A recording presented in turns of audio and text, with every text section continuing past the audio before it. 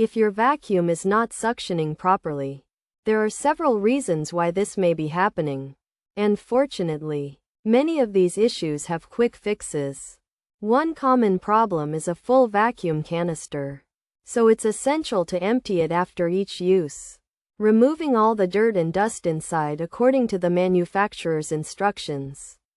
A dirty air filter can also reduce the appliance's suction power. So it's crucial to periodically remove and clean the filter as indicated in the user manual. Additionally, a clogged hose can be a major issue.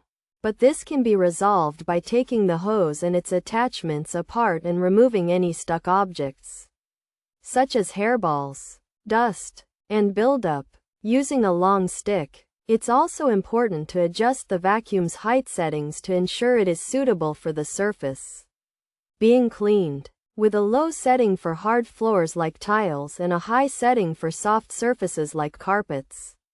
Furthermore, inspecting the hose for cracks and holes and sealing them tightly with silicone tape can also help to restore the vacuum's suction power.